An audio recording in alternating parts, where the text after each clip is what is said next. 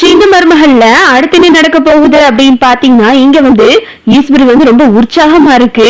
ஏன்னா நாளைக்கு போஸ் எம்எல்ஏ பொண்ணுக்கு கல்யாணம் பண்ணி கொடுத்துடலாம் அப்படின்னு சொல்லிட்டு ரொம்ப சந்தோஷப்பட்டுக்கிட்டு இருக்கு. அடே போஸ், நாளைக்கு எங்கிட்டு போயிடாதடா, இங்கே இரு, எம்எல்ஏ வீட்டுல இருந்து வர்றாங்களாம், எப்படியாவது இந்த கல்யாணத்தை நடத்தி முடிச்சிட்டோம் அப்படின்னா இந்த மலர் பிரச்சனையில இருந்து எப்படியோ தப்பிச்சிடலாம். எனக்கு ஒரே ஒரு ஆசைதான்டா, நீ பெரிய இடத்துல உனக்கு நல்ல பொண்ணா பார்த்து கட்டி வைக்கணும்னு ஆசைப்பட்டேன். போதாத காலமா மலர்கிட்ட நம்ம மாட்டிக்கிட்டோம். ஆனா கடவுளா பார்த்து இப்படி ஒரு வாய்ப்பை கொடுத்திருக்காரு போஸ். நாளைக்கு ஆளுகளா வரும்போது நீ எதுவும் பண்ணாம நல்லபடியா இருந்துருடா அப்படின்னு சொல்லிட்டு இங்கிட்டு ஈஸ்வரி சொல்லிக்கிட்டு இருக்கு. அப்புறம் இங்க பார்த்தா தமிழ் சேதுவுக்காக காலெல்லாம் அமுக்கி விடுறாங்க. இத பாத்துட்டு அப்பத்த பாத்தியாடி அங்க பாரு, என்னதான் அவளுக்கு பிடிக்கலன்னாலும் கால அமைக்கி விடுறது புருஷனுக்கு ஒண்ணு துடிக்கிறா பாரு அப்படின்னு சொல்லிட்டு மலர்கிட்ட அப்பத்தான் சொல்லிக்கிட்டு இருக்காங்க. ஆமா மச்சி, இததான் நாங்களே சொன்னோம், அவ கேட்க மாட்டா அப்படின்னு சொல்லிட்டு மலரும் பேசிக்கிட்டு இருக்காங்க. அப்புறம் எல்லாரும் தூங்கிடுறாங்க. காலையில ஆகிருது. இங்கிட்டு ஈஸ்வரி ரொம்ப தடபுடலா கிளம்ப ஆரம்பிச்சிருது. மாமா எப்ப மாமா சொன்னாங்க, எம்எல்ஏ எப்ப வரதா சொன்னாங்க, அவங்க பொண்ணு கூட கூட்டிட்டு தானே வர்றாங்க அப்படின்னு சொல்லும்போது ஆமா ஈஸ்வரி கூட்டிட்டு தான் வர்றாங்க அப்படின்னு சொல்லவும் இங்கிட்ட அப்பத்தான் பாத்தியாஸ் ராஜாங்கம், இவ கால்ல சக்கரத்தை கட்டிக்கிட்டு திரியிறா, இவளை காலையில இருந்து நானும் கவனிச்சுக்கிட்டு தான் இருக்கேன். இங்கிட்டு ஓடவும் அங்கிட்டு ஓடவும் ரொம்ப சந்தோஷமா திரியிறா. அந்த மலரு பாவம் அவளோட வாழ்க்கையை சீரழிச்சிட்டு ஆத்தாளு மகளும் எப்படி கொண்டாட்டமா இருக்காளுங்கன்னு அப்படின்னு சொல்லிட்டு அப்பத்தா பேசிக்கிட்டு இருக்காங்க. சரி விடுமா, அதான் போசுக்கும் மலருக்கும் ஆகாதுன்னு தெரிஞ்சு போச்சுல, இனி ஈஸ்வரி சொன்ன மாதிரி அவங்க உங்க வாழ்க்கைய பாத்துக்கிற வேண்டியதானே அப்படின்னு சொல்லிட்டு ராஜாங்கமும் சொல்லிக்கிட்டு இருக்காங்க. இங்க பார்த்தா மலர் வீட்டுக்குள்ள வர்றாங்க. வீட்டுக்குள்ள வரும்போது ஏய் எதுக்கு நீங்க வந்த அப்படின்னு ஈஸ்வரி கேக்குது.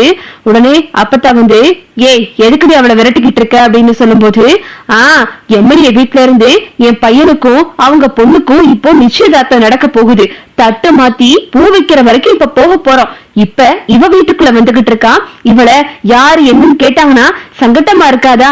என்னத்த நீங்க இப்படி பேசிக்கிட்டு இருக்கீங்க, வயசுல மூத்தவங்களா இருந்து நீங்க தான் இதெல்லாம் எடுத்து சொல்லணும் அப்படின்னு சொல்லிட்டு ஈஸ்வரி சொல்லவும் அதெல்லாம் எனக்கு தெரியும் டி, அதுக்கு பக்குவமா சொல்லணும், இப்படி அடி விரட்டுவ அப்படின்னு அப்பத்தா சொல்லவும் உடனே மலர் சொல்றாங்க, எனக்கு இந்த விஷயம் தெரியாது, அதனாலதான் நான் வந்துட்டேன், நான் இந்த பக்கமே வரமாட்டேன் இப்போதைக்கு அப்படின்னு சொல்லிட்டு மலர் அங்க இருந்து அழுதுகிட்டே அங்க இருந்து போயிடுறாங்க. ரொம்பதான் பண்றா போடி மொத அப்படின்னு சொல்லிட்டு ஈஸ்வரி மலரை திட்டி அனுப்பிடுது.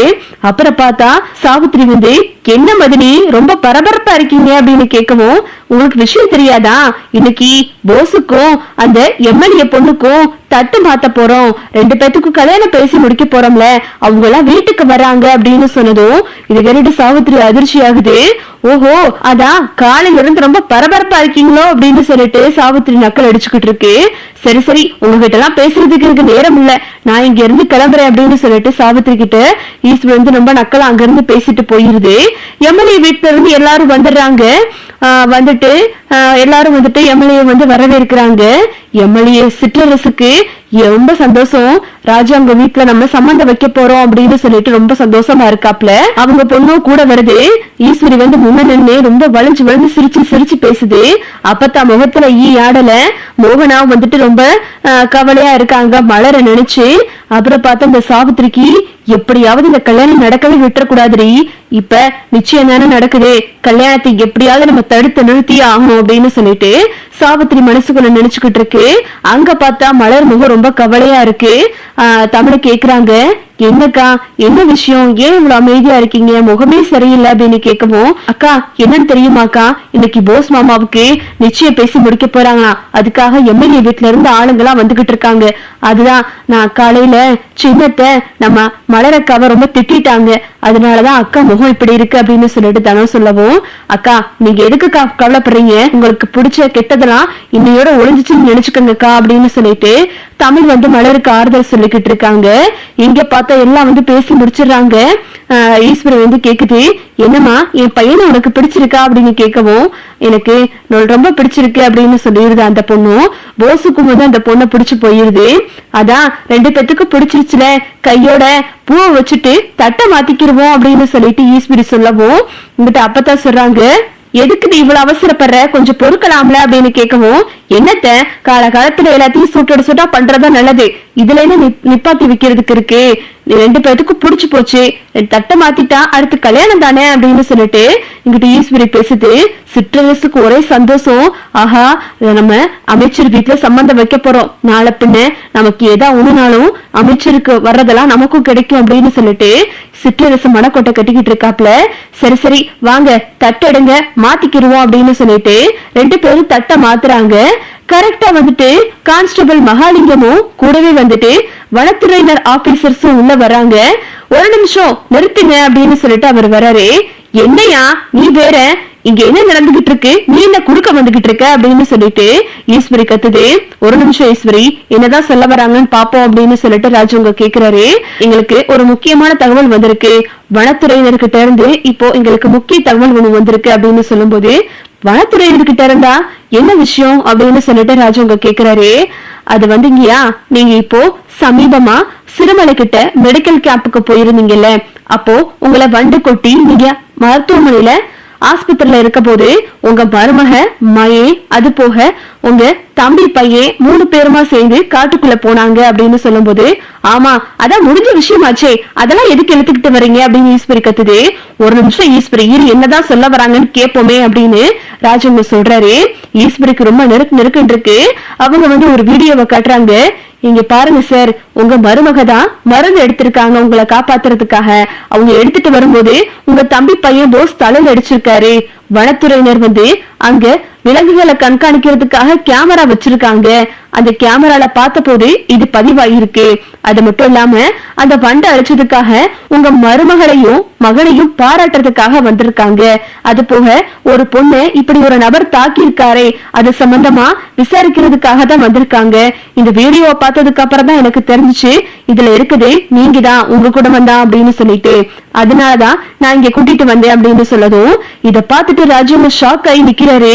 என்ன போஸ் இதெல்லாம் அப்படின்னு சொல்லிட்டு இத பார்த்துட்டு ஈஸ்வரி வந்து, ஐயோ இல்ல மாமா, ஏதோ தப்பு நடந்திருக்கு, என் புள்ளதான் உங்க உசுரை காப்பாத்துனது அப்படின்னு சொல்லிட்டு ஈஸ்வரி வந்து சாதிக்குது. இதுதாண்டா சாக்கு அப்படின்னு சொல்லிட்டு சாவித்திரி வந்து, இருங்க மதினி, என்ன நம்ம தமிழ்ச்செல்வியை கூப்பிட்டா விஷயம் தெரிஞ்சிட போகுது அப்படின்னு சொல்லிட்டு சாவித்திரி சொல்லவும், சேது போயிட்டு தமிழை கூப்பிடுறாரு.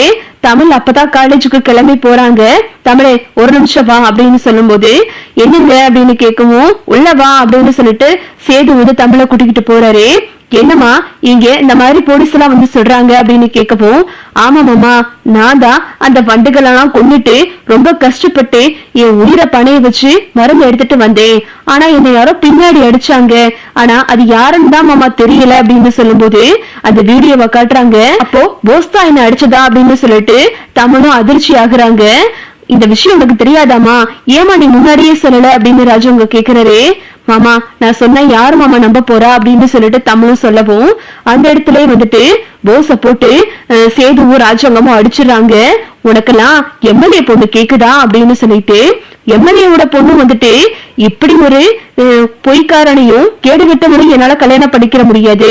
ஏற்கனவே என்னோட வாழ்க்கை சீரழிஞ்சிருச்சு, திரும்பவும் என்னோட வாழ்க்கையை சீரழிச்சுக்கிற விரும்பல அப்படின்னு சொல்லிட்டு சிற்றரசை கூட்டிக்கிட்டு அந்த பொண்ணு கிளம்பிடுது.